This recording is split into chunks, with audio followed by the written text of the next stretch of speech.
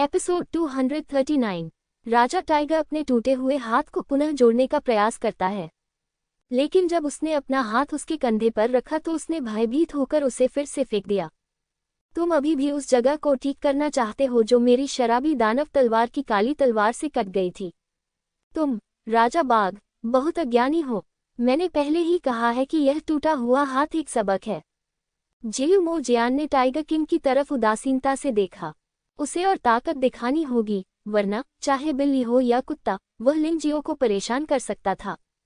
घृणास्पद। बाघ राजा ने गुस्से से दहाड़ लगाए, लेकिन कोई फायदा नहीं हुआ। वह बस इतना कर सकता था कि जल्दी से खून बहना बंद कर दे, क्योंकि वह जानता था कि उसके दुश्मन लिंग जियो के दुश्मनों से कम नहीं थे। वह बेईमान था और व्हाइट टाइगर महाद्वीप में कई लोगों को नाराज करता था। अगर उसने वाकई बहुत ज्यादा खून खो दिया तो वह शायद व्हाइट टाइगर साम्राज्य में जिंदा वापस न आ पाए। ये दोनों लोग वास्तव में क्रूर हैं। एक ने लेईली को मार डाला और दूसरे ने राजा टाइगर की बांह को अपंग कर दिया। अच्छा आदमी, व्हाइट टाइगर साम्राज्य को मौत के घाट उतार दिया गया है। ऐसा लगता है कि इस नए उभरते हुए दिव्य साम्राज्य को अब कम करके नहीं आंका जा सकता है। अधिकांश दर्शकों के लिए दिव्य साम्राज्य एक अजीब और अपरिचित जगह है। वे ये जानने के लिए ऊर्जा खर्च करने की भी जहमत नहीं उठाते कि ये देश कहाँ है। उनकी नज़र में यह एक ऐसा देश है जो कमज़ोर होने के लिए बहुत कमज़ोर है। हालांकि आज उन्हें लगा कि उन्हें इस उभरते सितारे को फिर से जानना चाहिए। यहाँ तक कि व्हाइट टाइगर साम्राज्य भी इसे दबा सकता है। इस देश को वाकई कम नहीं आंका जा सकता। लेंग मेई, अब तुम्हारी बारी है। अचानक एक अराजक आवाज ने सभी को उनके विचारों से जगा दिया। हालांकि लिंग जियो ने लेईली को बहुत ही चौंकाने वाले तरीके से हराया, लेकिन यह व्हाइट टाइगर सोसाइटी का अंत नहीं था।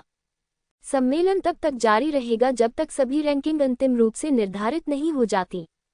लेंग मेई ने सिर हिलाया, फिर रिंग में कदम रखा, फिर लॉन्ग चेन की ओर देखा और कहा, आप कैसे हैं? क्या आप अपनी चोटों से उबर चुके हैं? हालांकि वे दोनों एक ही परिवार के सदस्य हैं, लेकिन लेंग मेई और लॉन्ग चेन के बीच लड़ाई अपरिहार्य है और ये दोनों लोग एक दूसरे के खिलाफ प्रतिस्पर्धा भी कर रहे हैं। लिंग जियो के आसपास सबसे मजबूत डिप्टी कौन है? इतना ही। लॉन्ग चेन खड़ा हुआ, मुस्कुराते हुए रिंग में कूद गया और कहा, बहन लेंग मेई, चलो एक ही चाल से परिणाम तय करते हैं। कहीं ऐसा न हो कि समय बहुत लंबा हो जाए और हम दोनों बहुत अधिक खा लें। कर सकना। न तो लेंग मेई और न ही लॉन्ग चेन एक दूसरे के सामने हार स्वीकार करने को तैयार थे। वे लिंग जियो से हार मान सकते हैं, लेकिन उनके पास समान ताकत है और उन्हें इसकी पुष्टि करनी होगी। इसलिए जैसे ही वे रिंग में उतरे, दोनों ने लगभग एक ही समय में अपनी सारी लड़ाकू शक्ति का प्रदर्शन किया। लेंग मेई के काले पंख फैल गए और ठंडे ब्लेड से एक ठंडी जानलेवा आभा प्रकट हुई। लॉन्ग चेन एक विशालकाय ड्रैगन में तब्दील हो गया और सुनहरी रोशनी चमक उठी, जिससे भयानक ड्रैगन शक्ति मुक्त हो गई। युद्ध। वे दोनों लगभग एक ही समय पर जोर से चिल्लाए, फिर उन्होंने जो सोचा कि सबसे शक्तिशाली चाल है उसे छोड़ा और रिंग में एक दूसरे के पास से गुजरे।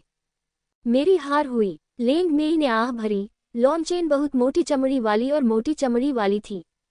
वह उसी चाल से मास्टर तियानलैंग को चोट पहुंचा सकती थी, लेकिन वह लॉन्ग चेन को बिल्कुल भी चोट नहीं पहुंचा सकती थी। बहन लेंग मेई, कृपया आह मत भरो। मैं बस इतना भाग्यशाली था कि तुम्हारी आधी चालें जीत सका।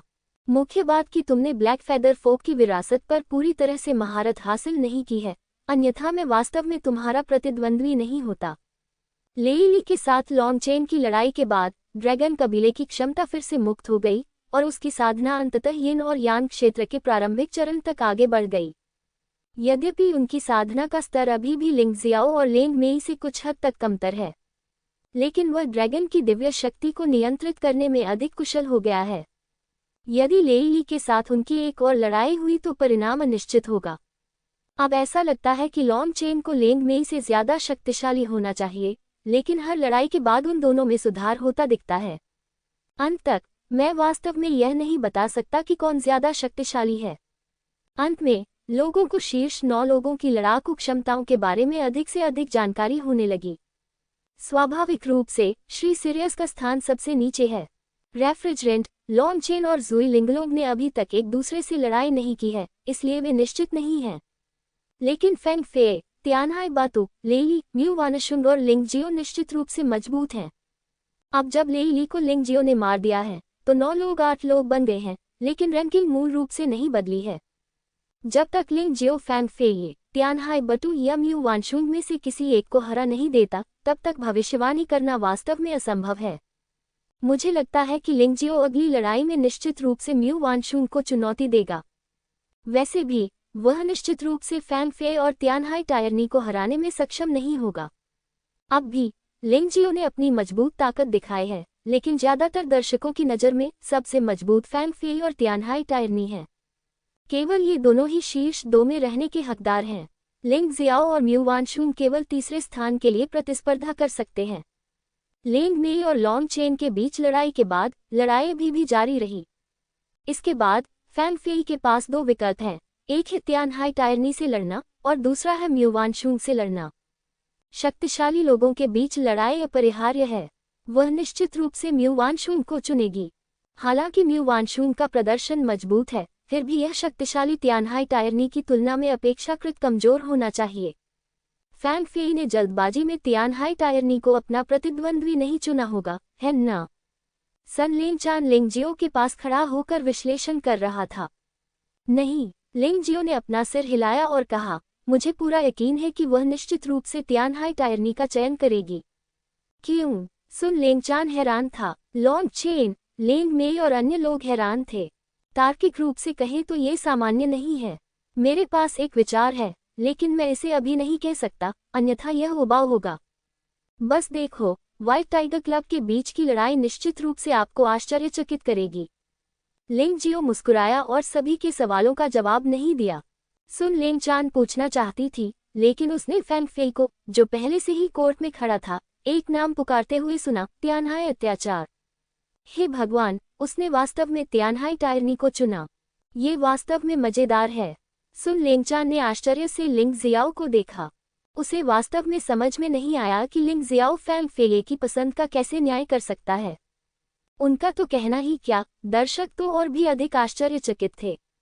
सामान्य ज्ञान के अनुसार सुरक्षा के लिए फैंग फेई की सबसे अच्छी पसंद म्यू वानशुंग होनी चाहिए। मुझे पता था कि तुम मुझे चुनोगे। तियानहाई टायरानी को आश्चर्य नहीं हुआ। वह उदासीनता से खड़ा हुआ और रिंग में कदम रखा। लोग हैरान थे। उन्हें उम्मीद नहीं थी कि उनके मन में अंतिम लड़ाई इतनी जल्दी आ जाएगी। लगभग 90% योद्धाओं के मन में तियानहाई टायरानी और फैंग फेई पहले और दूसरे उम्मीदवार थे, और उनकी लड़ाई को अंत तक छोड़ देना चाहिए। किसने सोचा था कि यह अब शुरू होगा? अद्वितीय जुड़वां, एक पुरुष और एक महिला, एक झेंगी संप्रदाय की सबसे मजबूत प्रतिभा है। एक तो महामहिम तियानहाई साम्राज्य के युवराज हैं। अपने पदार्पण के बाद से ही वे दोनों धूमकेतु की तरह तेजी से उभरे हैं। इतनी कम उम्र में ही उनका नाम पूरे व्हाइट टाइगर महाद्वीप में गूंज चुका है और लगभग हर कोई उनके बारे में जानता है। आज हम अंततः परिणाम तय करेंगे। ये वही है जिसका आप इंतजार कर रहे थे, है ना? फैंग फेई अभी भी उदासीन दिख रही थी, जैसे कि उसके सामने खड़ा व्यक्ति तियानहाई टायरानी नहीं था, बल्कि एक राहगीर था, एक ऐसा व्यक्ति जो उसके लिए बिल्कुल भी खतरा पैदा नहीं कर सकता था। मुझसे लड़ोगे? तुम इसके लायक नहीं हो। तियानहाई तानाशाह ने चेहरे पर उदासी के भाव के साथ फैंग फेई को ठंडे नजरों से देखा। इस बातचीत ने लोगों को थोड़ा उलझन में डाल दिया। क्या तियानहाई टायरानी हमेशा फैंग फेई से लड़ना नहीं चाहती थी? क्या ये फैंग फेई नहीं है जिसे वह सबसे अधिक महत्व देता है? अब आपको थोड़ा अपमानित क्यों महसूस हो रहा है? आपको कमतर आंका जा रहा है? आप योग्य हैं या नहीं, यह आप पर निर्भर नहीं है। आपके दिल में चाहे कितना भी असंतोष हो, इस लड़ाई को जीतने वाला ही सबसे मजबूत लड़ने के योग्य है ना? फैंग फेई शांति से मुस्कुराया। आपने जो कहा वह सही है, लेकिन दुर्भाग्य से आप किसी भी तरह से मेरे प्रतिद्वंद्वी नहीं हो सकते। इस लड़ाई में मैं आपको ये समझा दूंगा कि तियानहाई टायरनी के एक प्रतिभाशाली व्यक्ति के रूप में मेरी प्रतिष्ठा केवल एक घमंड नहीं है। तियानहाई टायरानी ने व्यंग्यपूर्वक कहा, मैं लेई को आसानी से हरा सकता हूँ, और मैं तुम्हें भी आसानी से हरा सकता हूँ। हाँ, फैंग फेई ने बोलना बंद कर दिया। उसने धीरे से अपने जैद जैसे हाथ ऊपर उठाए और उसके शरीर से धार्मिकता की लहर निकल पड़ी। यह विस्मयकारी धार्मिकता ही झेंगई संप्रदाय का सार है। झेंगई संप्रदाय धार्मिकता की खेती करता है और बुरी आत्माओं को खत्म करता है। केवल सबसे प्रतिभाशाली शिष्य ही शुद्धतम धार्मिकता को संघनित करने के योग्य हैं।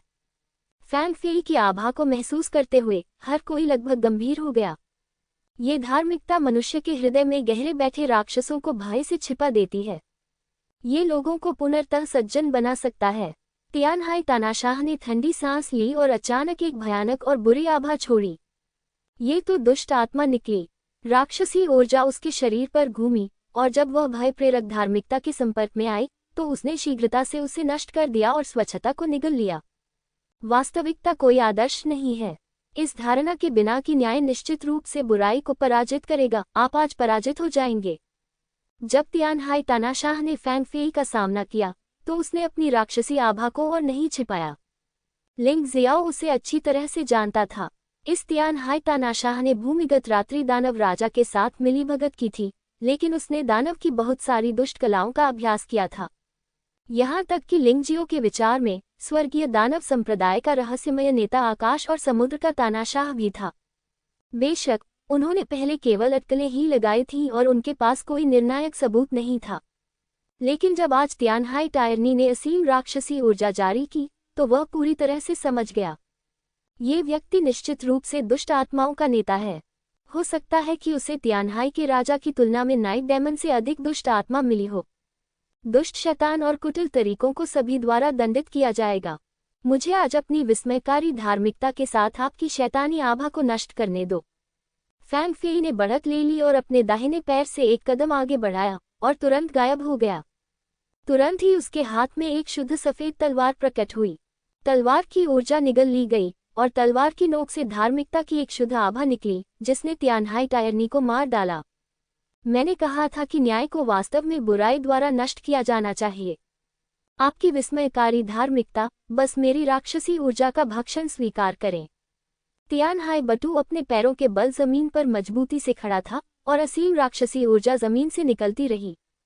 भयानक दुष्ट आत्मा वास्तव में अंगूठी के ऊपर से नीचे तक फैल गई। अचानक रिंग के पास एक योद्धा भयभीत होकर खड़ा हो गया। उसने अपना सिर पकड़ लिया। उसकी आंखें क्रोध और भय से भरी हुई थीं। उसकी आंखें लाल हो गईं और उसका शरीर मुड़ने और विकृत होने लगा और फिर उसका सारा खून बुरी आत्मा द्वारा बहकाया गया और तियानहाई टायरनी के शरीर में प्रवेश कर गया। अगर तुम मरना नहीं चाहते तो चले जाओ, तियानहाई टायरानी ने ठंडे स्वर में कहा। भागो, जल्दी भागो। थंडर सिटी एरिना के सबसे करीबी योद्धाओं ने शुरू में सोचा था कि उन्होंने व्हाइट टाइगर सोसाइटी की लड़ाई को बेहतर ढंग से समझने के लिए एक अच्छा स्थान चुना है। हालांकि इस समय किसी ने ऐसा नहीं सोचा था। दुष्ट आत्मा ने एक ही क्षण में 4-5 लोगों की जान ले ली थी। अन्य लोग इस भयावह राक्षसी आभा से बहुत पहले ही भयभीत हो चुके थे। कुछ ही देर में थंडर सिटी के 100 मीटर के दायरे में कोई योद्धा नहीं बचा था। यहाँ तक कि घास और पौधे भी सूख गए और अंततः काले हो गए, जिससे अतुलनीय बुराई प्रकट हुई। ये राक्षसी ऊर्जा वास्तव में भयानक है। अगर तियानहाई टायरनी ने लेईली से निपटने के दौरान राक्षसी ऊर्जा का इस्तेमाल किया होता तो मुझे डर है कि लेईली को और भी तेजी से पराजित किया गया होता। रिंग के चारों ओर भाग लेने वाले योद्धाओं को पहले से ही सुरक्षित कर दिया गया है।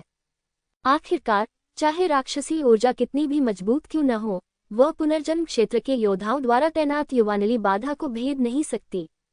ये भाग लेने वाले योद्धा खजाने हैं और दुर्घटनाओं के कारण खो नहीं सकते। भले ही वह मारा जाए, उसे मंच पर होना चाहिए। सन लेंगचन भी इस दुष्ट आत्मा द्वारा संरक्षित था और उसने चिंता के साथ उपरोक्त शब्द कहे। यह जरूरी नहीं कि सच हो। लिंगजियो ने अपना सिर हिलाया और कहा, मत भूलो, लेईली में सफेद बाघ का खून है और वह गड़गड़ाहट और बिजली की शक्ति में अच्छा है, और गड़गड़ाहट और बिजली की शक्ति इस बुरी आत्मा को नियंत्रित करने में बहुत सक्षम है। तियानहाई टायरानी ने राक्षसी ऊर्जा का उपयोग करने का चयन नहीं किया, सहनशीलता के कारण नहीं, बल्कि इसलिए कि वह इसका उपयोग नहीं कर सकता था। ये व्यक्ति वास्तव में बहुत शांत और डरावना है, कल्पना से कहीं अधिक शक्तिशाली है। जब आप ऐसा कहते हैं तो क्या ये सच है कि केवल लेईली की गड़गड़ाहट और बिजली की शक्ति, आपकी आग की शक्ति और फैंग फेई की विस्मयकारी धार्मिकता ही तियानहाई अत्याचार की भयानक बुरी आत्मा का विरोध कर सकती है ना?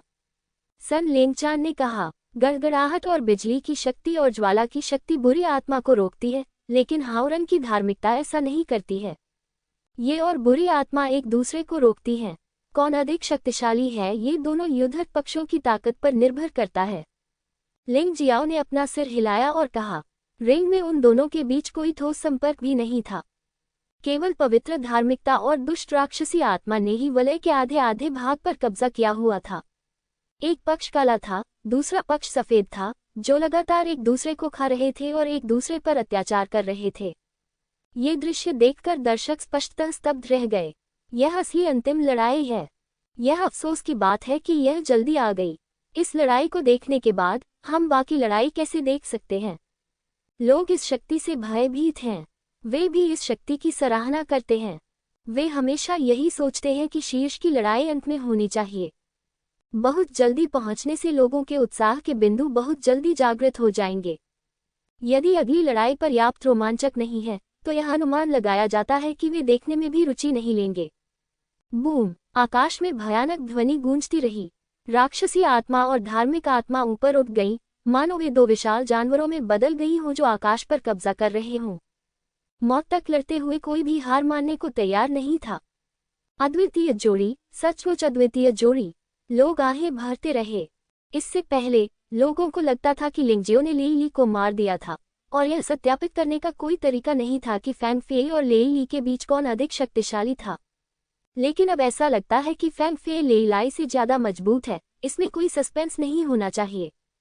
यदि वह लेई ली होता तो उसके लिए इतने लंबे समय तक तियानहाई बटू के खिलाफ लड़ना और बिल्कुल भी घायल न होना असंभव होता। बेशक समझदार आंखों वाले लोग ये भी देख सकते हैं कि फैंग फेई की धार्मिकता धीरे धीरे नुकसान में है। तियानहाई बटू की बुरी आत्मा बहुत मजबूत है और ये लगातार अतिक्रमण कर रही है और धीरे धीरे अपने क्षेत्र का विस्तार कर रही है। मेरा मानना है कि यह बहुत पहले की बात नहीं है जब तियानहाई बटू सबसे अधिक श्रम बचत वाले तरीके से फैंग फेई को हराने में सक्षम होगा।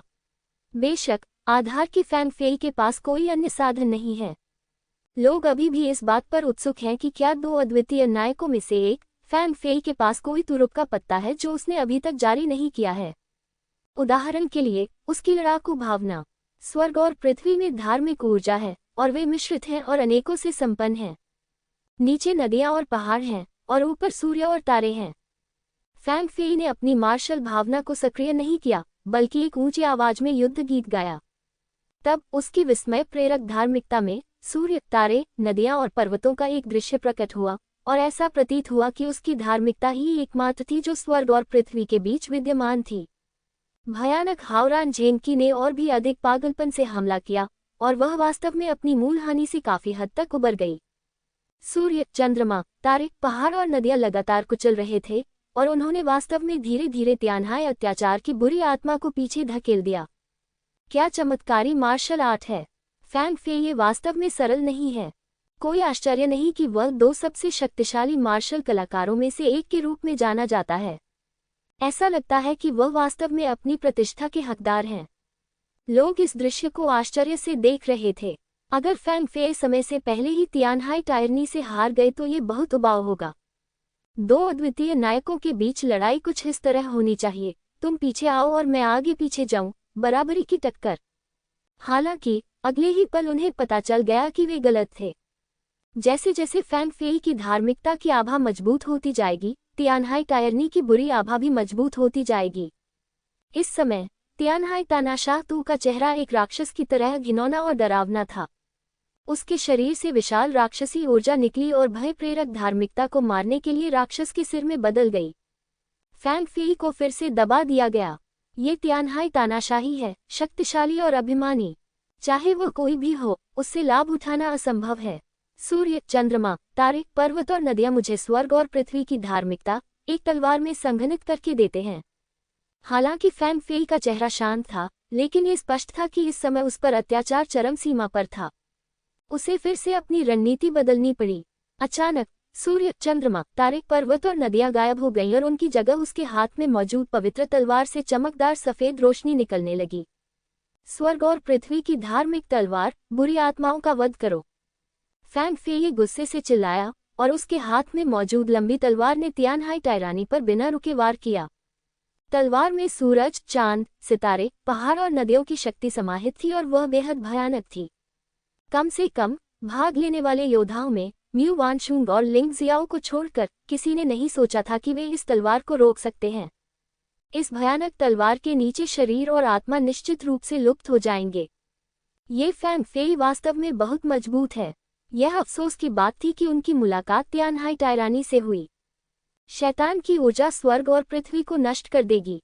तो क्या हुआ अगर तुम्हारे पास सूर्य है, जिंगी पर्वत, मैं इसे भी तुम्हारे लिए नष्ट कर दूंगा। तियानहाई तानाशाह ने थोड़ा आगे झुकते हुए ठंडे स्वर में चिल्लाया, और उमड़ती राक्षसी ऊर्जा एक राक्षस में बदल गई और उसके शरीर से बाहर निकल गई। फिर उसने दहाड़कर तियानडी झेन की तलवार को मार डाला। एक काला और एक सफेद, यह आकाश में इतना स्पष्ट दिखता है कि हर कोई इसे स्पष्ट रूप से देख सकता है। पागल राक्षसी ऊर्जा दुनिया की लगभग हर चीज को बुरा और भयानक हत्या के इरादे से भर देती है। बूम बूम, रिंग पर चौंकाने वाली और डरावनी टिक्करों की आवाजें लगातार आती रहीं। तियानहाई अत्याचार की राक्षसी ऊर्जा अंतहीन लग रही थी, जो लगातार स्वर्ग और पृथ्वी धर्मी की हुई तलवार की ऊर्जा का उपभोग कर रही थी। हाओरंग की धार्मिक ऊर्जा शीघ्रता से निगल ली गई और रूपांतरित हो गई, तथा वास्तव में दुष्ट आत्मा में विलीन हो गई, तथा बुरी और डरावनी बन गई। दुष्ट आत्मा दुनिया को नष्ट कर सकती है, तियानहाई टायरानी ने यही कहा था, और उसने वैसा ही किया। दुष्ट आत्मा ने उसके शरीर को घेर लिया, और बुरी आभा ने उसे पूरी तरह से घेर लिया। इस समय वह स्वर्ग और पृथ्वी के बीच राक्षस राजा प्रतीत हो रहा था, जो सारा न्याय नष्ट करने का प्रयास कर रहा था। ये बहुत शक्तिशाली है। तियानहाई टायरनी के पास इतनी शक्तिशाली राक्षसी आभा कैसे हो सकती है? क्या ये हो सकता है कि वह एक राक्षस है? लोग तियानहाई टायरानी को भय से देखते थे। ये कल्पना करना कठिन था कि यह वास्तव में दिव्य मगरमच्छ कबीले का वंशज था। आपको पता होना चाहिए कि प्राचीन काल में दिव्य मगरमच्छ रहस्यमय दुनिया की रक्षा करने वाले दिव्य जानवरों में से एक था। हालांकि अब इस दिव्य मगरमच्छ का खून तियानहाई टायरनी के शरीर में एक बुरे काले रंग में बदल गया है, जो विनाश की भयानक शक्ति में बदल गया है। बूम! अंततः स्वर्ग और पृथ्वी की धार्मिकता तलवार राक्षसी ऊर्जा से चकनाचूर हो गई, और अंतहीन विस्मयकारी धार्मिकता तुरंत फैंग फेई के शरीर में संकुचित हो गई। फैंग फेई का चेहरा पीला पड़ गया, उसका शरीर लड़खड़ा रहा था, और उसके मुंह के कोनों से दुखद खून बह रहा था। अंततः वह चोटिल हो गई। यद्यपि वह तियानहाई टायरनी के साथ पिछले द्वंद्व में नुकसान में था, फिर भी वह अपनी अखंडता बनाए रखने में सक्षम था। लेकिन इस बार ये स्पष्ट था कि वह स्वयं की रक्षा भी नहीं कर सकती, दुनिया के लोगों की रक्षा करना तो दूर की बात है। तुम बहुत असफल हो। स्वर्ग के लिए न्याय करने और आम लोगों की रक्षा करने की बात करने की तुम्हारी हिम्मत कैसे हुई? आज मैं तुम्हारी धार्मिकता को पूरी तरह से तार तार कर दूंगा। तियानहाई बटू ने फैंग फेई को उदासीनता से देखा। उसका चेहरा क्रूर और दबंग था, जैसे कि वह दुनिया में अकेला था। तियानहाई टायरनी, तुम सचमुच बहुत शक्तिशाली हो। ऐसा लगता है कि मैं अपना आखिरी तुरुप का पत्ता इस्तेमाल किए बिना तुम्हें हरा नहीं सकता। फैंग फेई ने धीरे से अपने मुंह के कोने से खून पोंछा, शांति से मुस्कुराया और कहा, लेकिन एक बार मेरा तुरुप का पत्ता जारी हो जाने के बाद आपके जीवन को सुनिश्चित करने का कोई तरीका नहीं होगा। जब वह बोल रही थी तो उसके पीछे एक छाया प्रकट हुई। वह एक पवित्र सफेद लबादा पहने हुई लड़की थी। ये फैंग फेई की मार्शल भावना होनी चाहिए, लेकिन कई लोग अभी भी यह नहीं समझ पा रहे हैं कि फैंग फेई अपने पास मौजूद दिव्य फीनिक्स वंश का उपयोग क्यों नहीं करता। लेकिन उन्होंने एक अजीब मार्शल भावना का इस्तेमाल किया। यह मार्शल स्पिरिट वास्तव में क्या है? लोग बातें कर रहे थे और भ्रमित थे। छाया ने पहले ही कुछ बुदबुदाना शुरू कर दिया था। अचानक छाया सफेद रोशनी में बदल गई और आकाश में चली गई, फिर गायब हो गई। कुछ ही क्षण बाद पूरी तरह से अंधकार में हो चुके आकाश में अचानक एक अत्यंत पवित्र श्वेत प्रकाश प्रकट हुआ, जिसने आकाश और पृथ्वी को प्रकाशित कर दिया। गड़गड़ाहट हुई और आकाश से एक भयानक शक्ति गिरी। तियानहाई तानाशाह, इस कदम को स्वीकार करो। ये स्वर्ग और पृथ्वी की धार्मिकता से संबंधित एक परीक्षण है। अंतिम फैसला। उद्धरण चिन्ह विस्मयादिबोधक चिन्ह। गड़गड़ाहट, भयानक आवाजें लगातार आती रहीं और कई लोगों के चेहरों पर भय के भाव थे। यह इतना भयानक दबाव है कि ऐसा लगता है जैसे व्यक्ति का शरीर कुचल जाएगा। हमला अभी तक सामने नहीं आया है, लेकिन ये पहले से ही मामला है। क्या तियानहाई टायरनी वास्तव में इस भयानक हमले को रोकने में सक्षम हो सकता है? तियानहाई टायरानी ने भी अपना सिर उठाया और आकाश की ओर देखा। उसके शरीर के चारों ओर लिपटी राक्षसी ऊर्जा लगातार संकुचित और नष्ट हो रही थी। ये पहली बार था जब उसे इतनी बुरी तरह दबाया गया था। लेकिन तियानहाई टायरानी के चेहरे पर कोई डर नहीं था, और वह बस उदासीनता से आसमान की ओर देख रहा था। चाहे वह किसी भी प्रकार का हमला हो, तियानहाई टायरानी इससे नहीं डरेगी। गिर जाओ, तियानहाई तानाशाही। फैंग फेई की दहाड़ के बाद आसमान से एक सफेद रोशनी गिरी। इस सफेद रोशनी का व्यास 10 मीटर से अधिक तक पहुंच गया और ये तुरंत अखाड़े में गिर गया और तियानहाई टायरनी से टकराया। फैंग फेई के मुंह के कोने पर अंततः जीत की मुस्कान दिखी। सब खत्म हो गया। उसका मूलतः उदासीन चेहरा अंततः फूल सी मुस्कान में बदल गया। नहीं, तियानहाई टायरानी ऐसे ही मर गई। लोग वास्तव में ऐसा अंत नहीं देखना चाहते। राजसी तियानहाई तानाशाही को इतनी सफाई से कैसे हराया जा सकता है? क्या यह अभी भी महामहिम तियानहाई साम्राज्य के युवराज हैं? क्या यह अभी भी दबंग तियानहाई अत्याचार है? फैंग फेई द्वारा छोड़ी गई सफेद रोशनी बहुत भयानक थी। इसकी शक्ति को देखते हुए एक योद्धा जो एक बार अपनी जान गंवा चुका था, वह भी इतना भयानक नहीं था। यहाँ तक कि एक योद्धा जिसने 2 बार, 3 बार या 4 बार अपनी जान गंवाई हो, वह भी संभवतः राख में बदल जाएगा। ये लेईली के हमले से कहीं अधिक शक्तिशाली है। तियानहाई टायरनी, अगर तुम मेरे हाथों मर सकते हो तो तुम मरने के लायक हो। सफेद रोशनी गायब हो गई और लोगों ने देखा कि तियानहाई बटू जमीन पर गिर गया और एक काले और जले हुए शव में बदल गया। उसे सचमुच मरना होगा। फैंग फेई ने लाश को देखा और शांति से कुछ कहा। उसकी आंखें उत्साह से भरी हुई लग रही थी। दर्शकों में मौजूद म्यू वानशुंग थोड़ा निराश हुए। लिंग जियाओ को भी थोड़ा ऊब महसूस हुआ। यदि तियानहाई टायरानी सचमुच इस तरह मर गया तो उसे अपनी चिंताओं के लिए सचमुच बहुत दुख होगा। अखाड़े की ओर देखो, क्या हो रहा है? अचानक भीड़ में से एक आवाज सुनाई दी। लोग अचंभित होकर अंगूठी को देखने लगे। तभी उसे एहसास हुआ कि जली हुई लाश अचानक उठ खड़ी हुई है। तभी चारों ओर से असीम काली ऊर्जा प्रवाहित हुई और शव वास्तव में पुनः स्वस्थ होने लगा। मुझे यह मानना होगा कि आपका हमला सचमुच शक्तिशाली है और आपकी मार्शल भावना सचमुच चौंकाने वाली है। लेकिन मैंने सभी को ये भी बताया है कि मुझ में, तियानहाई टायरानी में, एक से अधिक प्रकार की मार्शल आत्मा है, या शायद 2 प्रकार की। जली हुई लाश के मुंह से भयानक और बुरी आवाज निकली और वह और भी अधिक बुरी और शक्तिशाली लग रही थी। यह आवाज सुनकर फैंग फेई के चेहरे की शांति और मुस्कान अंततः खत्म हो गई और वह तुरंत भयभीत हो गया। इसके विपरीत दर्शकों में मौजूद म्यू वानशुंग ने संतुष्ट मुस्कान दिखाई। ऐसा लगता है कि इस तरह का तियानहाई अत्याचार ही असली तियानहाई अत्याचार है। उसका पूरा शरीर जली हुई लाश में बदल गया था, लेकिन फिर भी उसे पुनर्जीवित किया जा सकता था। पहले कोई भी इस तरह की बात पर विश्वास नहीं करता था। यद्यपि येन और यान क्षेत्र में साधना करने वाले योद्धाओं की शारीरिक पुनर्प्राप्ति क्षमता अत्यंत मजबूत होती है, लेकिन यदि वे वास्तव में मर जाते हैं तो उन्हें पुनर्जीवित करना असंभव है। इतनी गंभीर चोट से येन यान क्षेत्र का योद्धा तो दूर, पुनर्जन्म क्षेत्र का योद्धा भी उबर नहीं पाएगा। लेकिन तियानहाई टायरानी ने ऐसा किया और उसने ये सबके सामने किया। धोखे की कोई संभावना नहीं थी। ये दृश्य देखकर ऐसा लगा कि फैंग फेई का अब लड़ने का कोई इरादा नहीं है। इस तरह का हमला प्रतिद्वंद्वी को नहीं मार सकता। यहाँ तक कि फैंग फेई जैसे योद्धा के दिल में भी आतंक के विचार घर कर गए होंगे। उसका दिल अपेक्षा से अधिक तेजी से धड़कने लगा। उसकी आंखों में उलझन और असमंजस था।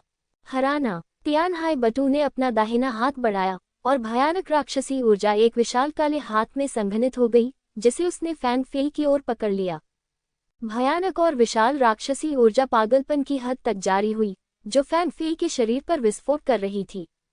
यद्यपि फैंग फेई ने अपनी पूरी ताकत से विरोध किया, फिर भी उसका शरीर अनियंत्रित रूप से कांप रहा था। उसके मुंह के कोने से खून बह रहा था और उसका चेहरा बेहद पीला पड़ गया था। मैं हार मानता हूँ। विशाल काला हाथ गिरने से पहले फैंग फेई ने अंततः चिल्लाया। छोड़ देना। लगभग सभी दर्शकों की आंखें निराशा से चौड़ी हो गईं। उन्होंने सोचा कि फैंग फेई के पास कोई और योजना है, लेकिन उन्हें उम्मीद नहीं थी कि फैंग फेई यहाँ हार मान लेगा। इससे उन्हें अविश्वसनीय महसूस हुआ। तुम बहुत होशियार हो। अगर तुम हार नहीं मानोगे तो इस युद्ध में मर जाओगे। तियानहाई टायरानी ने फैंग फेई को नहीं मारा क्योंकि यह जरूरी नहीं था। फैंग फेई को अन्य योद्धाओं पर हमला करने के लिए छोड़ना भी उसके लिए बेहद फायदेमंद था। ये लड़ाई खत्म हो गई है। तियानहाई टायरानी ने शानदार जीत हासिल की, जबकि फैंग फेई बुरी तरह हार गए। वास्तव में जिस क्षण से फैंग फेई का सबसे शक्तिशाली हमला तियानहाई टायरानी को मारने में विफल रहा, यह अंत पहले से ही तय था। लेकिन लोगों के मन में एक और सवाल घूम रहा है, तियानहाई टायरानी मृतकों में से पुनर्जीवित क्यों हो सका?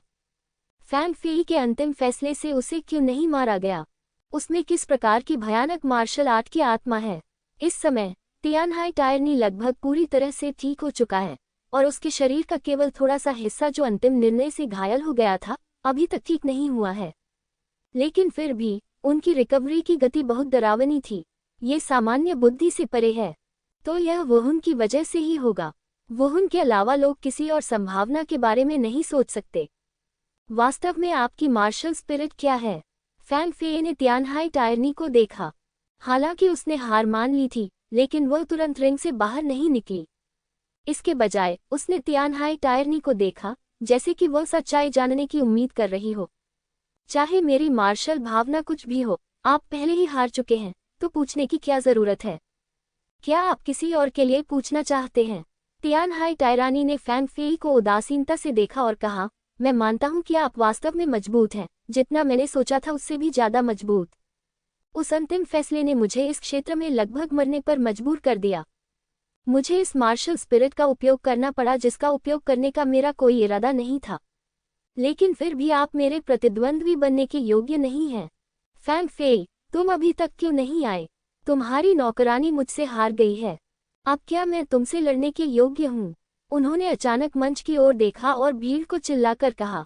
ये सुनकर अधिकांश लोग दंग रह गए। क्या चल रहा है? क्या फैंग फेई ये मंच पर नहीं थे?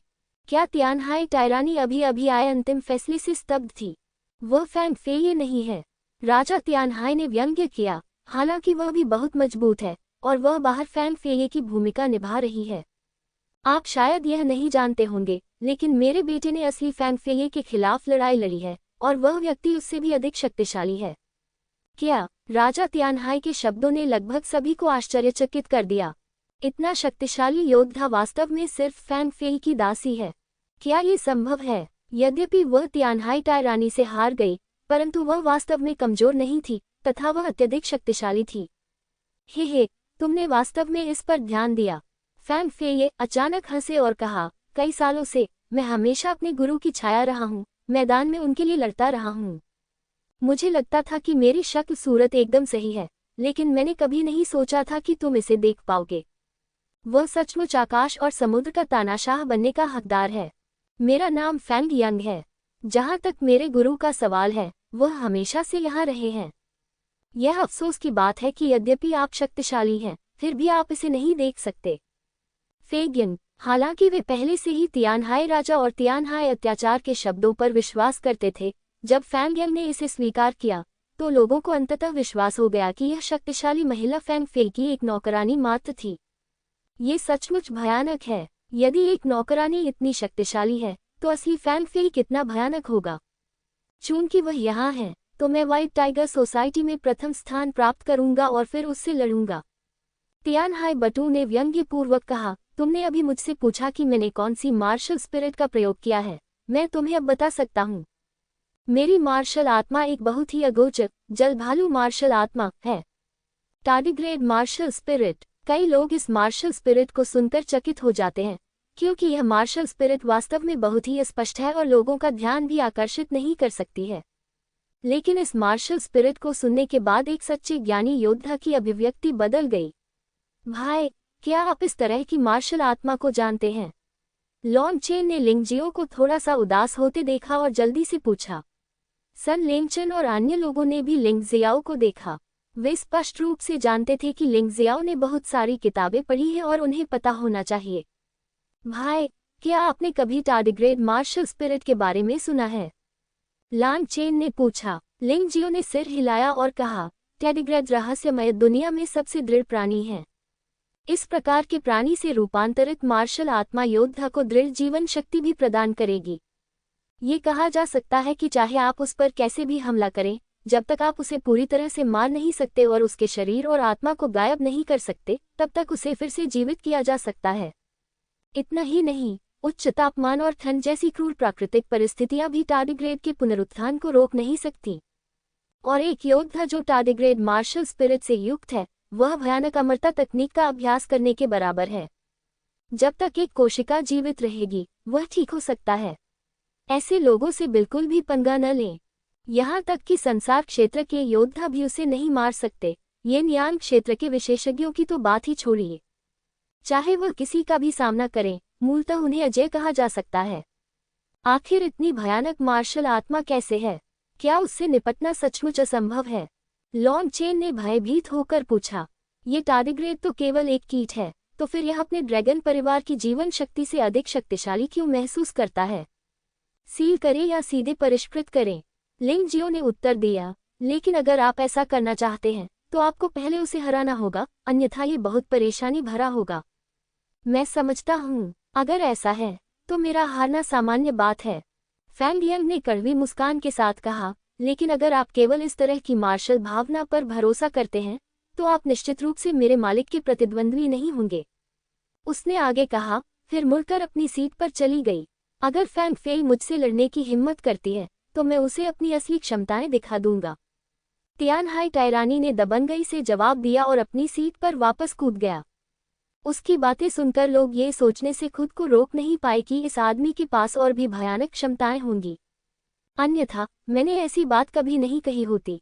अगर आप इसे इस तरह से कहें तो फैंग फे व्हाइट टाइगर सम्मेलन में भाग लेने नहीं आए। इस तरह से व्हाइट टाइगर सम्मेलन की गुणवत्ता वास्तव में बहुत खराब है। भीड़ निराश दिख रही थी। वे जो देखना चाहते हैं वह दो बेजोड़ नायकों के बीच टकराव है। हालांकि फैंग यंग भी बहुत मजबूत है, लेकिन वह आखिरकार फैंग फेई नहीं है। वह कभी भी फैंग फेई की जगह नहीं ले सकते। आपको किसने बताया कि वह व्हाइट टाइगर क्लब में भाग नहीं लेती थी? फैन रूहाई अचानक मुस्कुराया। फैन परिवार का ये सबसे बड़ा बच्चे अप्रत्याशित है। अगर वह 30 से ज्यादा का न होता तो शायद वह इस व्हाइट टाइगर टूर्नामेंट का सबसे मजबूत खिलाड़ी बन जाता। उसकी ताकत तियानहाई टायरानी से बिल्कुल भी कम नहीं है, या उससे भी अधिक मजबूत है। उसने भाग लिया, लेकिन हमने ये क्यों नहीं देखा? दर्शक थोड़ा भ्रमित थे। हालांकि तियानहाई बटू और लिंगजियो ने एक ही समय में म्यू वानशुंग पर अपनी नजर डाली।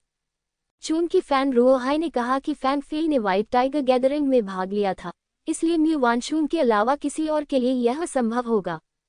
निश्चित रूप से आपने पहले ही यह नोटिस कर लिया होगा। म्यू वानशुंग ने फैन रूहाई की ओर देखा और धीरे से मुस्कुराया। आप झेंगई संप्रदाय के प्रतिष्ठित प्रथम प्रतिभाशाली व्यक्ति और झेंगई संप्रदाय के संत के रूप में जाने जाते हैं। वास्तव में आपने सभी कठिनाइयों को सहन किया और कई वर्षों तक मेरे दास फैन रूहाई बने रहे।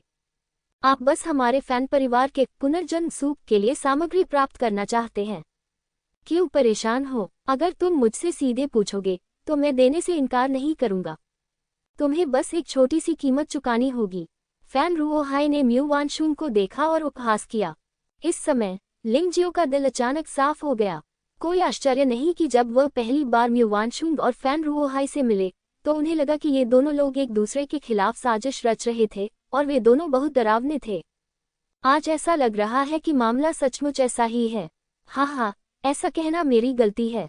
म्यू वानशुंग मुस्कुराया और कहा, तो अगर मैं अब युवा स्वामी से इसे मांगूंगा तो क्या युवा स्वामी मुझे इसे दे देंगे?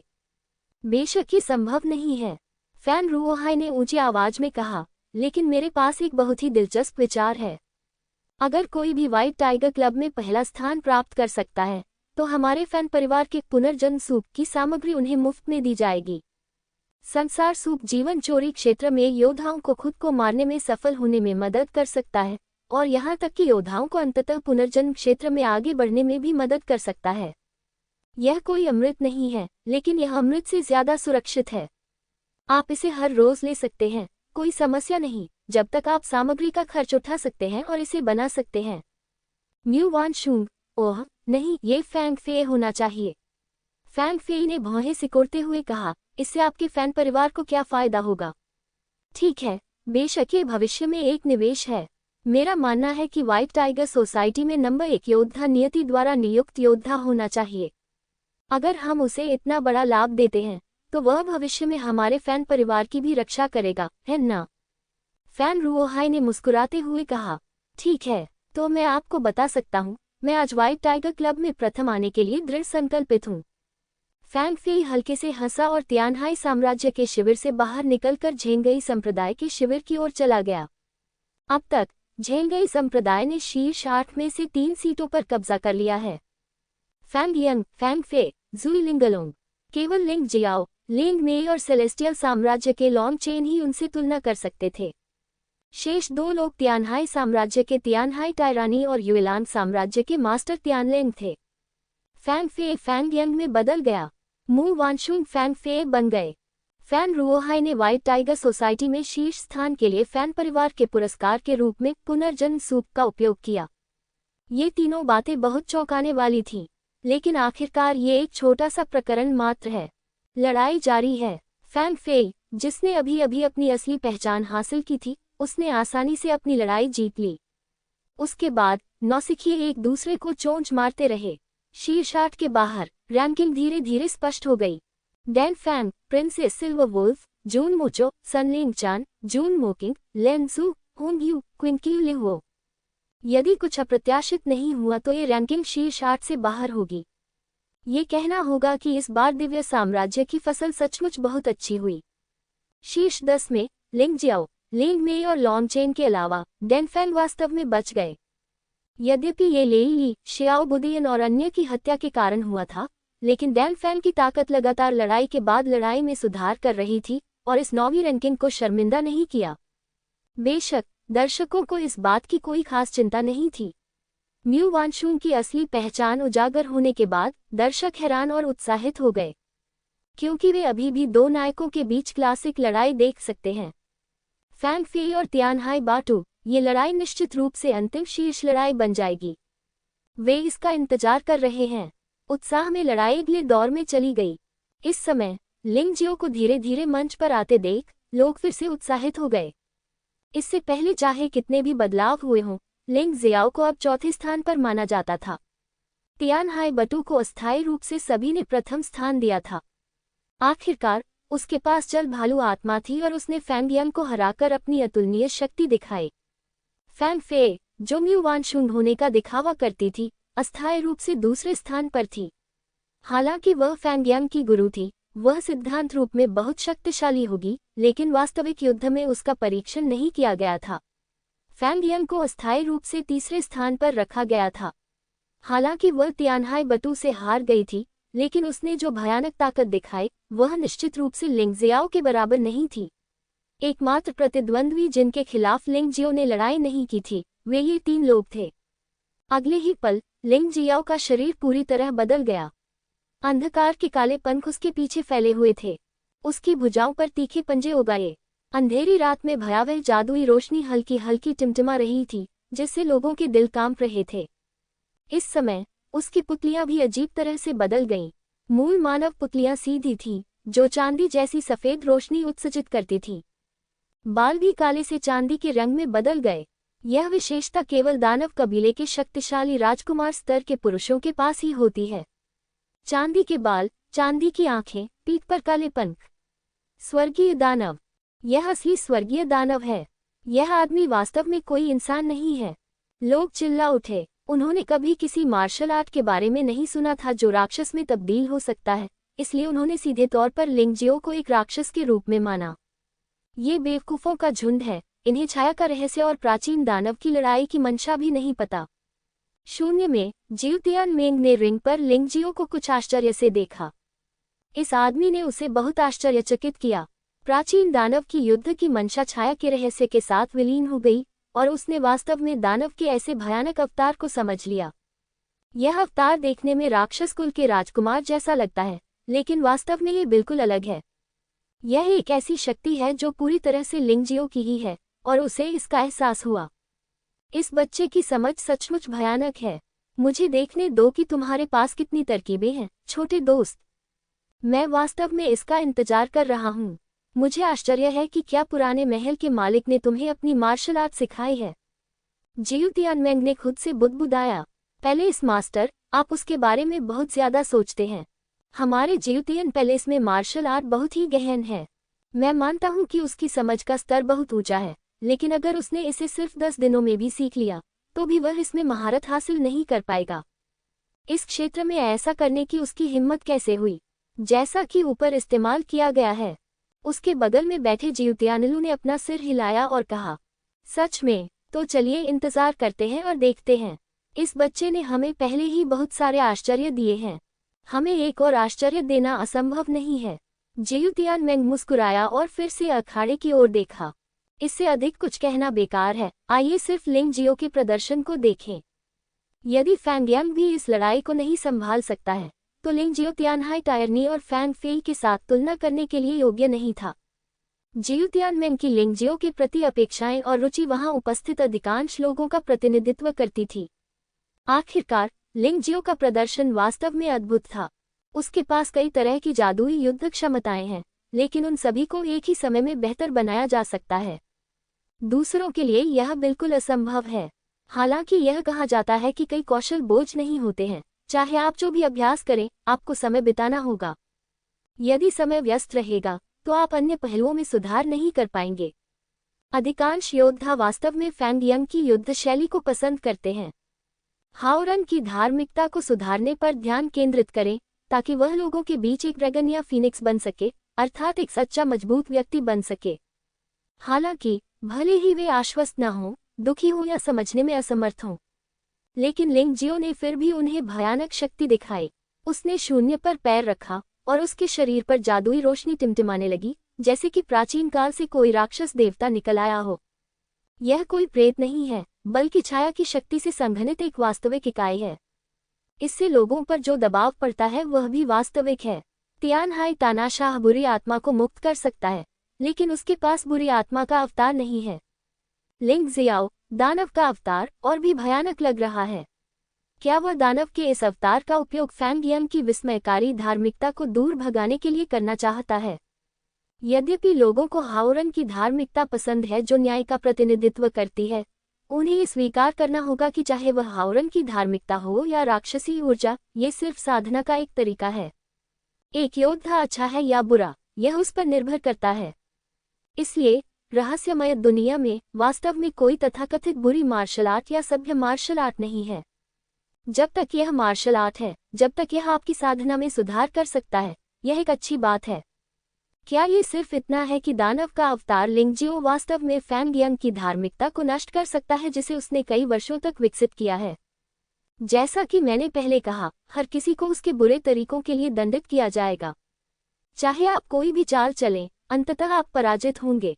फैंग यांग ने लिंग जियो को उदासीनता से देखा और उसके शरीर से विशाल धार्मिकता लगातार बाहर निकलती रही। वह फिर से लिंग जियाओ पर झपटा। मैं पहले भी एक बार बुरी आत्मा से हार चुका हूँ। पता नहीं तुम में इतना आत्मविश्वास से बोलने का साहस कहाँ से आया? लिंग जियो ने उदासीनता से फैंग यांग को देखा और कहा, शैतान मात्र धार्मिकता से कैसे डर सकता है? उसने कोई हरकत भी नहीं की, वह बस वहीं खड़ा रहा और फैंग यांग की विस्मयकारी धार्मिकता को अपने चारों ओर लपेटने और उस पर हमला करने दिया। कुछ भी काम नहीं करता है। उनका राक्षस अवतार धार्मिकता की आभा में गर्व से खड़ा था, यहाँ तक कि उसके होठों पर एक तिरस्कारपूर्ण मुस्कान थी। यह उपहास और तिरस्कार है। लोगों ने इस जादुई दृश्य को देखा और मन ही मन पूछा, क्या ये राक्षस अवतार एक अमर शरीर है? ये वास्तव में हाओरन की धार्मिकता के ऐसे भयानक हमले का विरोध कर सकता है? कहा जाता है कि बुराई अच्छाई पर हावी नहीं हो सकती, लेकिन क्षेत्र में मौजूदा स्थिति के कारण लोगों के लिए इस वाक्य पर विश्वास करना कठिन है। ऐसा नहीं लगता कि यह सब दिखावा है, वास्तव में ये थोड़ा दिलचस्प है। फैंग यांग ने भौहें सिकोड़ ली। उसकी अपनी विस्मयकारी धार्मिकता लिंग जियो के राक्षस अवतार को नष्ट नहीं कर सकी। बुराई अच्छाई पर हावी हो गई है, जो एक मजाक बन गया है। वास्तव में ऐसी कोई बुराई नहीं है जो अच्छाई से ज्यादा भारी हो। अंतिम विश्लेषण में यह अभी भी ताकत और कमजोरी का मामला है। जब न्याय अधिक शक्तिशाली होता है तो वह बुराई को पराजित कर सकता है। बुराई अधिक शक्तिशाली होगी और न्याय असफल हो जाएगा। ये क्रूर वास्तविकता है। तथाकथित बुराई अच्छाई पर हावी हो जाती है। ये सिर्फ बच्चों की परीक्षा है। क्या ये थोड़ा दिलचस्प है? लिंग जियो ने थोड़ा मुस्कुराते हुए कहा, मैंने आपको हमला करने का अवसर दिया है, लेकिन यह अफसोस की बात है कि आपने इसका फायदा नहीं उठाया। अब हमला करने की बारी मेरी है। क्या तुम सोचते हो कि मेरा स्वर्गीय दानव अवतार मात्र एक दिखावा है? ऐसा कहने के बाद लिंग जियो अचानक हिल गया। प्रकाश के नीचे स्वर्गीय दानव का अवतार एक छोटे पहाड़ की तरह हिल गया। ये बहुत धीमी गति से चल रही थी, लेकिन एक पल में ही यह फैंग यांग तक पहुंच गई। रास्ते में धार्मिकता आसानी से नष्ट हो गई, जैसे कि वह कागज से बनी हो। स्वर्गीय दानव का पंजा। स्वर्गीय दानव का विशाल पंजा आकाश से नीचे गिरा, जिसमें भयानक दुष्ट आत्माएं घूम रही थीं। ये न्याय की शक्ति को नष्ट करने और व्यवस्था को तितर बितर करने के लिए दुष्ट राक्षसों की शक्ति का उपयोग करने जा रहा था। फैंग यंग ने आश्चर्य से आकाश में उस विशाल पंजे को देखा जो उसे जकड़ रहा था, क्योंकि वह जानती थी कि इससे बचने का कोई रास्ता नहीं है। लेकिन वह घबराए नहीं। धार्मिकता एक चमकती मुट्ठी में बदल गई, आकाश में चली गई और स्वर्गीय दानव के पंजे से टकरा गई। बूम! भयावह ध्वनि शून्य में गूंज उठी और कई लोग अपने कान ढकने के अलावा कुछ नहीं कर सके। इस प्रकार की टक्कर प्रबल ऊर्जा के साथ मिलकर कमजोर साधना वाले योद्धाओं के लिए एक दुर्स्वप्न मात्र है। आह! इस भयानक आवाज में फैंग यंग चिल्लाए और उसका शरीर मंच पर लुढ़कता रहा और अंततः वह लगभग मंच से गिर गई। उसने एक हाथ से मंच का किनारा पकड़ लिया और पीला चेहरा लिए हुए फिर से ऊपर कूद पड़ी। लेकिन उसकी भुजाएं जोर जोर से कांप रही थीं। शैतान के अवतार की शक्ति बहुत प्रबल थी। फैंग यंग उसे सीधे तौर पर कैसे हरा सकती थी? लिंग जियाओ ने उसका पीछा नहीं किया, बल्कि हवा में तैरता रहा। पहाड़ जैसा शैतान फैंग यंग को उदासीनता से देख रहा था। क्या अब आप आश्वस्त हैं? स्वाभाविक रूप से उसके और फैंग यंग के बीच कोई गहरी नफरत नहीं थी। जब तक वह उसे हरा देता और उसे कम उग्र बना देता, तब तक ये पर्याप्त होगा। इसलिए उसका पीछा करने की कोई जरूरत नहीं थी। लेकिन आकाश में इतना बड़ा राक्षस, उसकी लगातार निकलती शैतानी आभा, फिर भी फैंग यंग पर बहुत दबाव डाल रही थी। शैतानी रोशनी टिमटिमाने लगी और ऐसा लगने लगा कि दुनिया पर बुराई का शासन है। मैं इसे स्वीकार नहीं करता। फैंग यंग ने खूनी लार थूकी, आकाश में लिंग जियो को ठंडी नजरों से देखा और चिल्लाया, ठीक है, फिर आओ, स्वर्गीय दानव मुट्ठी। शैतान के पंजे के स्थान पर शैतान की मुट्ठी ने ले ली, लेकिन इसका प्रभाव उतना ही भयानक था। फैंग यंग के गाल सूजे हुए लाल हो गए थे, उसके शरीर में विस्मयकारी धार्मिकता लगातार उभर रही थी और उसके पीछे छोटा सफेद आदमी फिर से प्रकट हुआ। अंततः उसने अपनी युद्ध शक्ति का प्रयोग करना शुरू कर दिया। उसी समय स्वर्ग और पृथ्वी की धर्मी तलवार उसके हाथ में प्रकट हुई और आकाश में स्वर्गीय दानव मुट्ठी की ओर झपटी। ये बेकार है, लिंग जियाओ की ठंडी आवाज सुनाई दी। भयानक स्वर्गीय दानव मुट्ठी ने सीधे हमला किया। बूम! स्वर्गीय दानव मुट्ठी स्वर्ग और पृथ्वी झेन की तलवार से टकरा गई और अंगूठी पर काले और सफेद प्रकाश फूट पड़ा।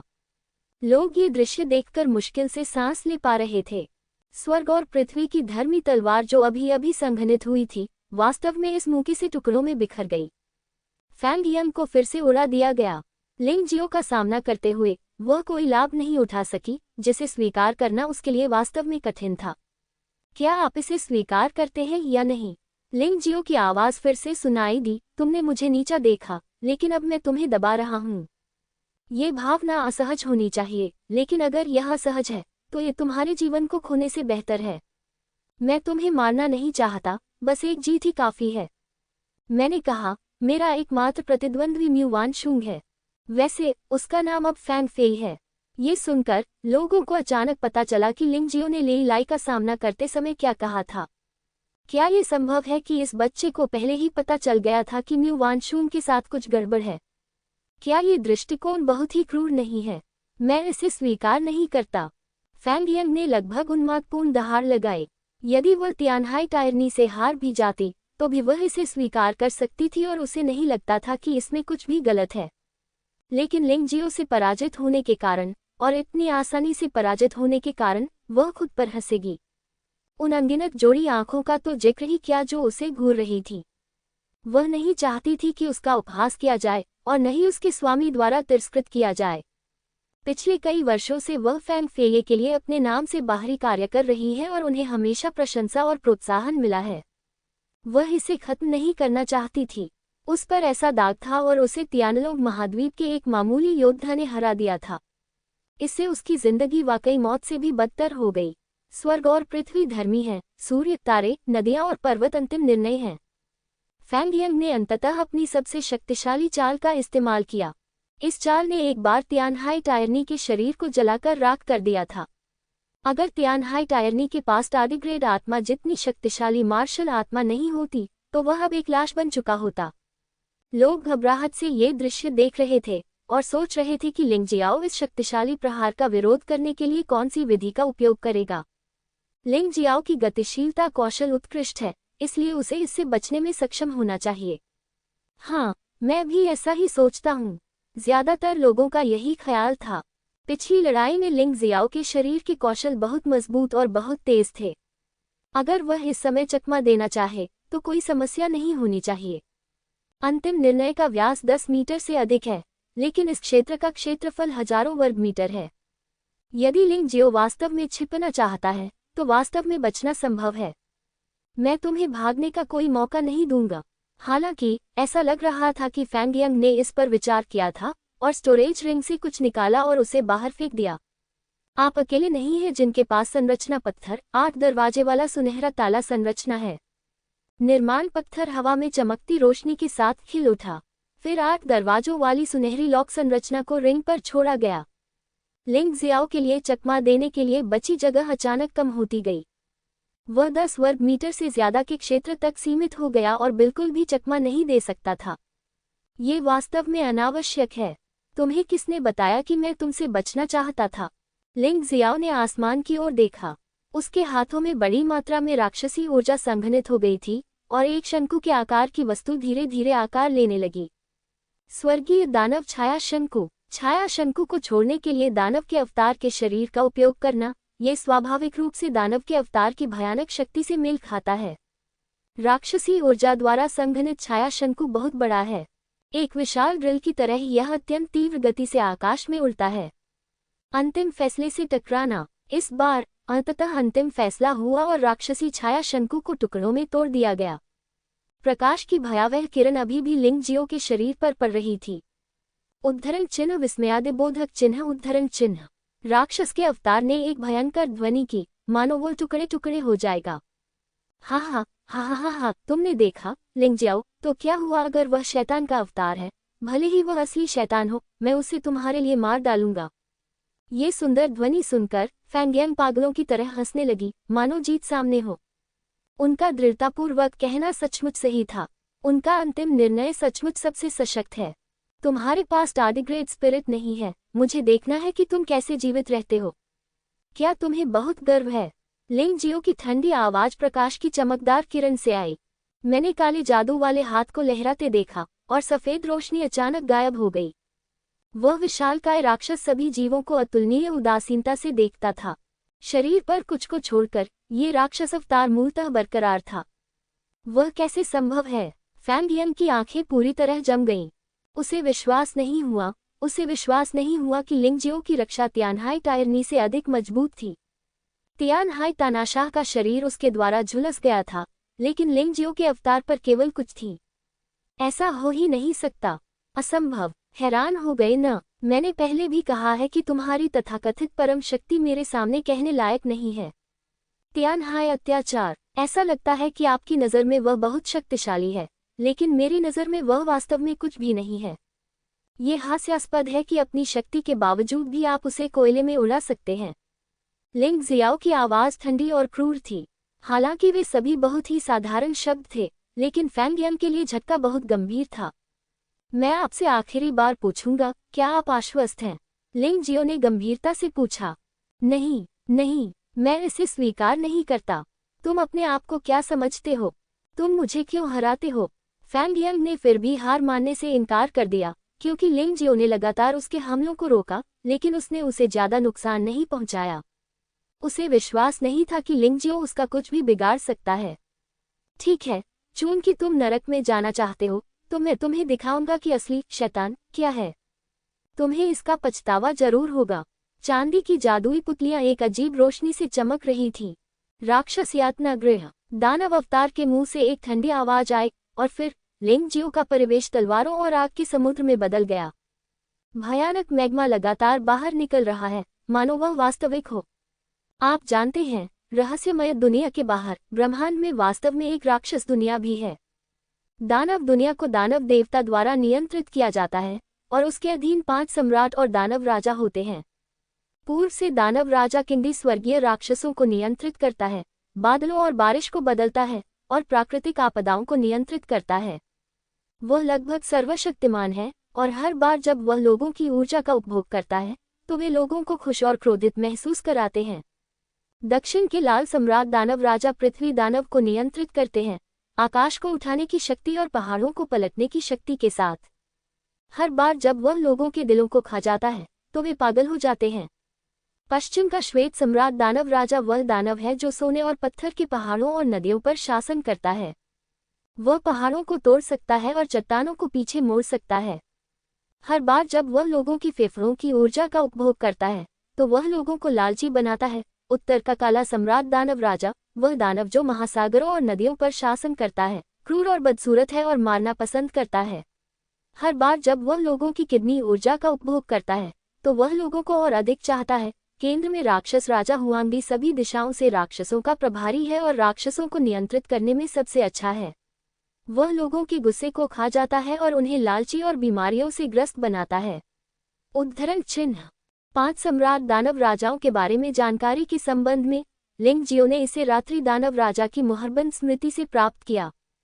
यद्यपि रात्रि दानव को बनाने वाले 7 स्वर्गीय दानव राजा रहस्यमय दुनिया में बेहद शक्तिशाली प्रतीत होते हैं, लेकिन वे दानव दुनिया में शीर्ष प्राणी नहीं हैं।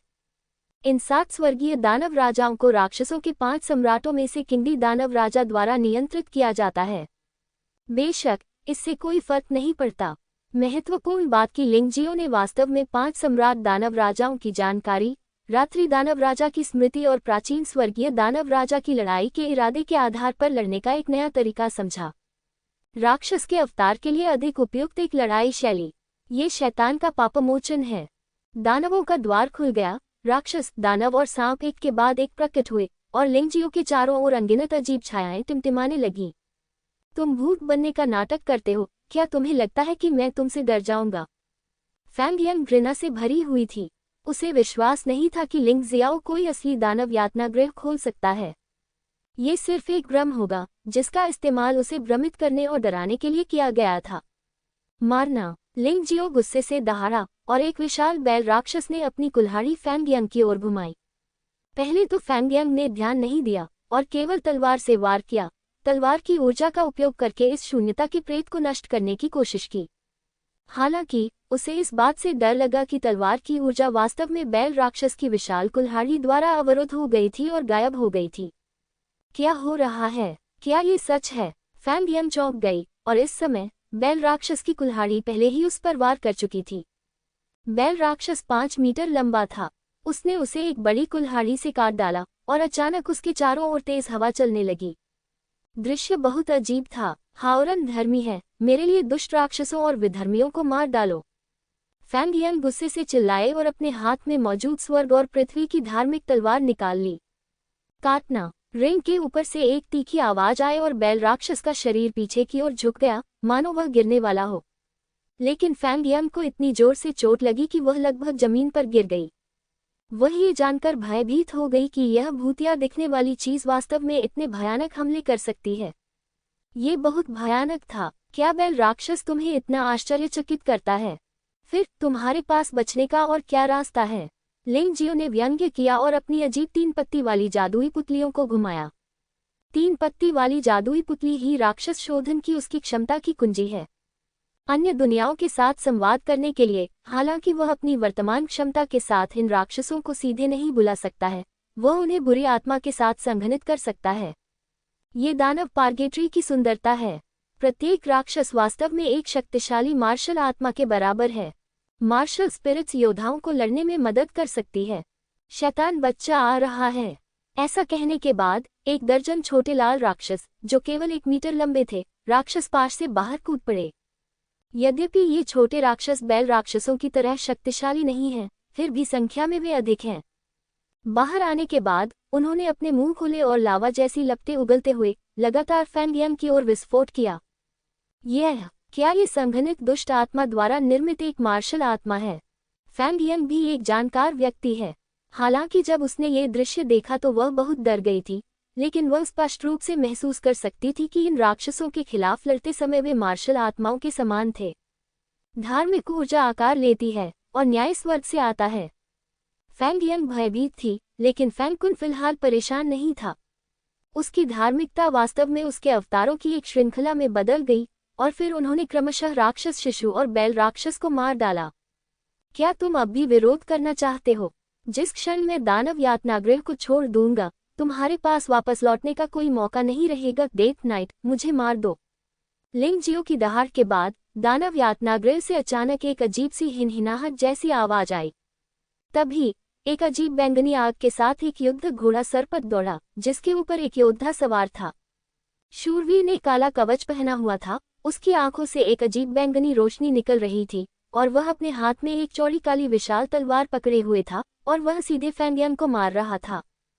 फैंगयांग सचमुच हैरान रह गया। लिंग जियाओ की राक्षसी आभा कितनी शक्तिशाली है कि वह वास्तव में इतनी सारी भूत छायाओं में संघनित हो सकती है। इससे पहले जब वह तियानहाई टायरनी से लड़ रही थी तो उसने कभी इतनी हताशा महसूस नहीं की थी। अब लिंग जियाओ का सामना करते हुए उसके पास जीतने की थोड़ी सी भी संभावना नहीं थी। जब तक वह अपनी जान बचा सकती थी वह आभारी रहेगी। Bull demon troll, demon infant और डेथ नाइट ने संयुक्त रूप से हमला किया और उसका धार्मिक रूप एक के बाद एक बिखर गया। और शून्य में काले पहाड़ की तरह दिखने वाले राक्षस के भयानक अवतार ने अभी तक कार्रवाई नहीं की थी। लिंग जियाओ ने स्पष्ट कर दिया कि वह उसे बताना चाहता था कि उसकी शक्ति बहुत दूर है। वे दोनों एक ही स्तर पर नहीं थे। भले ही वह कोई कार्रवाई न करे, वह उसे आसानी से मार सकता था। ये लिंग जियो वास्तव में भयानक है। लोग अखाड़े में लड़ाई को बड़े आश्चर्य से देख रहे थे। उन्होंने पहले कभी ऐसी अजीब लड़ाई नहीं देखी थी। दानव शिशु, बैल राक्षस और मृत्यु शूरवीर रहस्यमय दुनिया के प्राणी नहीं हैं। वे पौराणिक दानव दुनिया से आते हैं। बस इन 3 प्रकार के राक्षसों ने फैंगयांग को आतंकित कर दिया, लेकिन लिंग जियो ने खुद अभी तक हमला नहीं किया। इन दोनों लोगों के बीच कितना बड़ा अंतर है। लेकिन लिंग जियो को दानव दुनिया के बारे में कैसे पता चला? क्या ये संभव है कि वह वास्तव में एक दानव है, इसीलिए उसके पास ऐसे डरावने तरीके हैं? लोग मन ही मन अटकलें लगा रहे हैं, लेकिन उन्हें सच्चाई नहीं पता। लिंग जियो ने पहले ही भूमिगत दुनिया के 7 राक्षस राजाओं को प्राप्त कर लिया था और उनकी यादों से राक्षस दुनिया के बारे में कुछ बातें सीख ली थीं। उस समय उन्होंने इनके साथ कुछ करने पर विचार किया, इसलिए उसने राक्षस दुनिया के साथ संवाद करने के लिए 3 पत्ती वाली जादुई पुतलियों का उपयोग करने का प्रयास किया, ताकि ये देखा जा सके कि क्या वह असली राक्षसों को बुला सकता है। लेकिन वह प्रयास विफल रहा। लेकिन असफलता ने उन्हें कुछ अनुभव भी दिया। बाद में उन्हें जियुतियान पैलेस के पुराने स्वामी द्वारा भ्रामक स्थान में खींच लिया गया, जिससे उनकी सोच वास्तविकता में बदल गई। इस बार लिंग जियो ने फिर से स्वर्गीय दानव यातनागृह के निर्माण के अपने विचार की कोशिश की। वह सफल हुआ। न केवल वह सफल हुआ, बल्कि उसकी युद्ध शक्ति भी बहुत बढ़ गई, जो उसकी साधना में सुधार से कहीं अधिक संतुष्टिदायक हो सकती है। इस बारे में बोलते हुए उसे जुवानवो मंदिर के उन मूर्खों का धन्यवाद करना चाहिए जिन्होंने उसे स्वर्गीय जेल में कैद कर दिया। अन्यथा वह जियुतियान महल के बूढ़े मालिक से कैसे मिल सकता था और इतना बड़ा लाभ कैसे प्राप्त कर सकता था? जादुई दर्पण, मार्शल आत्मा, 3 पत्ती दानव आंख, राक्षसी बुराई क्यूई, दानव दुनिया मेमोरी, छाया रहस्य। इन 5 कारकों ने मिलकर उसके अत्यंत शक्तिशाली स्वर्गीय दानव पार्गेट्री का निर्माण किया। बूम! डेथ नाइट की विशाल काली तलवार ने फैंगयांग की स्वर्ग और पृथ्वी की धार्मिक तलवार पर वार किया। राक्षसी दुष्ट क्यूई और हावरान धर्मी क्यूई के बीच एक और द्वंद्व। फैंगयांग हार गया, क्योंकि डेथ नाइट की बुरी आत्मा लिंग जियो और दानव क्षेत्र की वास्तविक बुरी आत्मा से आई थी, न कि रहस्यमय क्षेत्र में मिश्रित बुरी आत्मा से। उसका शरीर झुक गया और वह अपना संतुलन बड़ी मुश्किल से बना पा रही थी।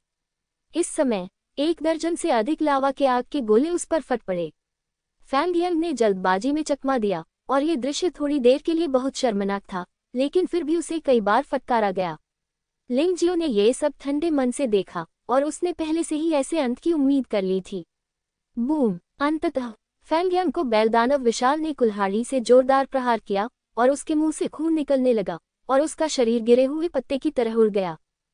फैंगयांग रिंग पर गिरने ही वाली थी, लेकिन लिंग जियो के विशाल जादुई हाथ ने उसे वापस पकड़ लिया। क्या आप आश्वस्त हैं? लिंग जियाओ ने भी यही बात पूछी। फैंगयांग का रिंग के नीचे गिरने का प्रयास विफल रहा, लेकिन उन्होंने फैंगयांग को यह मौका नहीं दिया जब तक कि फैंगयांग हार स्वीकार नहीं कर लेती। लिंग जियो और बुरी छाया का सामना करते हुए फैंगयांग ने अपना आत्मविश्वास पूरी तरह खो दिया। क्या तुम मजाक कर रहे हो? अगर उसे ऐसे राक्षस से लड़ना पड़े तो वह कैसे जीत सकती है? मैं आश्वस्त हूँ, मैं हार स्वीकार करता हूँ। फैंगयांग ने आह भरी। उसने आखिरकार हार मान ली। लिंग जियाओ की शक्तिशाली ताकत का सामना करते हुए उसे हार माननी पड़ी। ये परिणाम उसकी उम्मीद से परे था, लेकिन यह इतना अपरिवर्तनीय था। बहुत अच्छा। लिंग जियो थोड़ा मुस्कुराया और उसका शरीर तुरंत अपने मूल रूप में लौट आया और फैंगयांग को उसने अंगूठी पर रख दिया। राक्षस पाश उसी समय लुप्त हो गए तथा भूत प्रेत भी एक के बाद एक लुप्त हो गए। लिंग जियाओ का दानव दुनिया से किस तरह का संबंध है? वह ऐसे भयानक राक्षसों को कैसे बुला सकता है? अगर वह सभी 5 राक्षस राजाओं को बुला सकता है तो क्या वह और भी अजेय हो जाएगा? हर कोई बहुत हैरान था।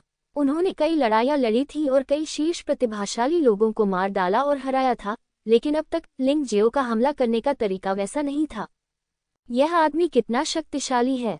फैंग यंग को देखते हुए, जो जमीन पर लगभग लंगड़ा रहा था, लिंग जियो ने शांति से कहा, आपको लगता है कि केवल फैंग फेये और तियानहाई टायरनी ही आपको हराने के लिए योग्य हैं, और आप मुझे गंभीरता से नहीं लेते हैं।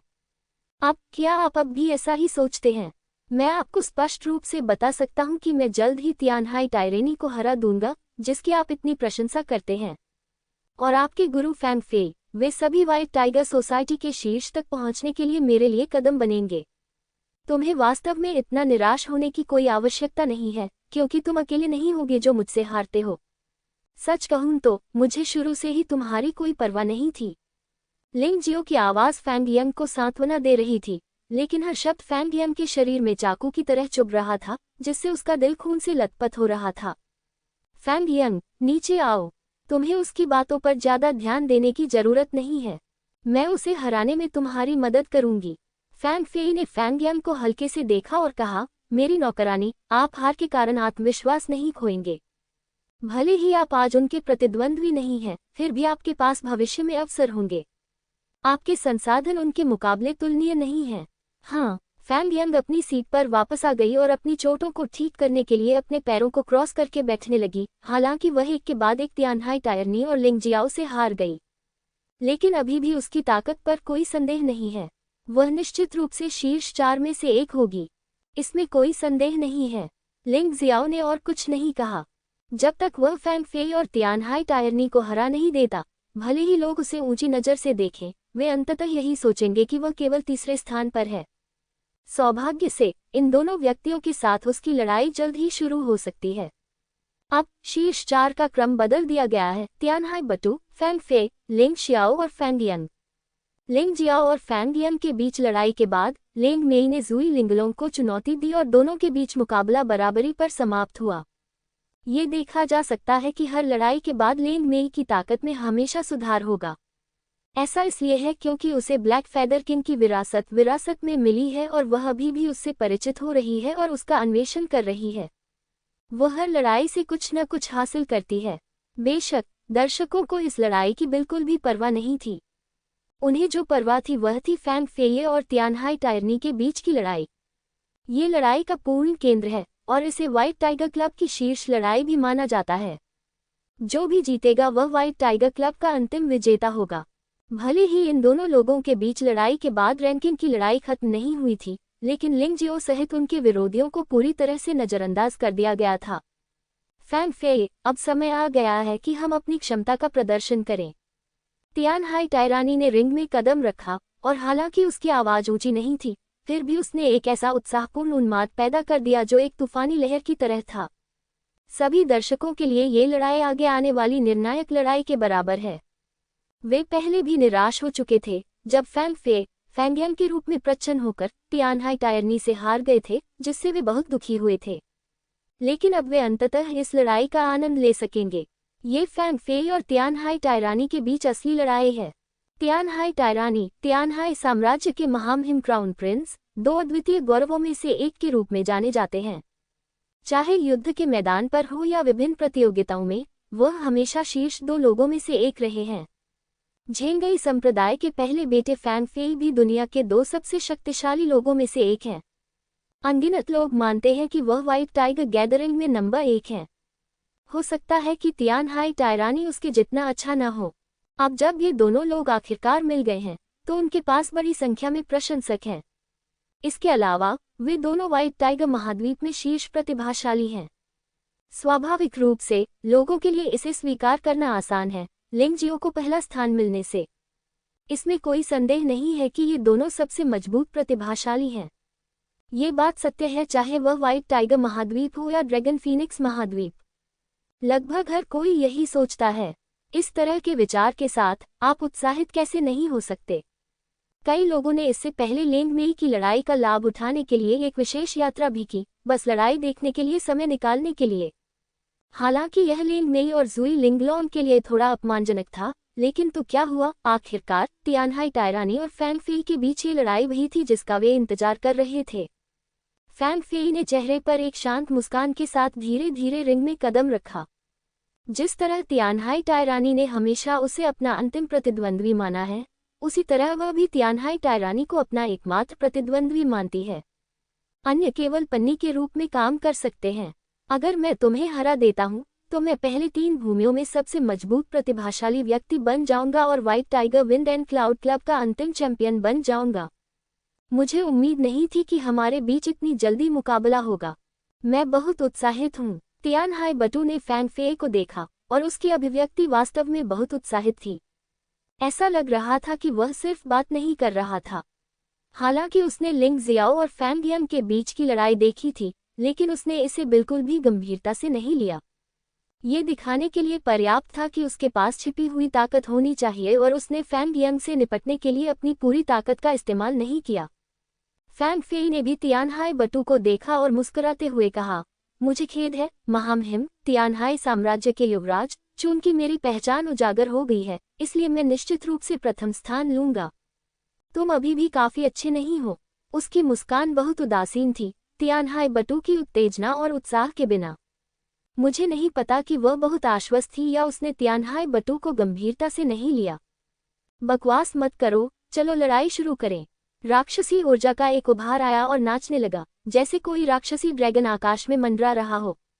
तियानहाई बटू फैंग फेई को आत्मसमर्पण करने के लिए व्यवहारिक कार्यों का उपयोग करना चाहता है, ठीक उसी तरह जैसे लिंगजियो ने फैंगयांग को हराया था। व्हाइट टाइगर फेग्यून क्लब का गौरव केवल उन्हीं का है।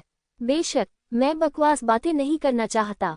तियानहाई बटू के प्रभुत्व के विपरीत फैंग फेई हमेशा शांत और उदासीन महसूस करते हैं, जो संभवतः झेंगई संप्रदाय की शिक्षाओं से संबंधित है। झेंगई संप्रदाय में एक कहावत है कि दुनिया में सभी चीजें पुआल के कुत्ते हैं, और चाहे आप किसी भी चीज को देखें, ये सब एक जैसा है और यह सब शांत और उदासीन है।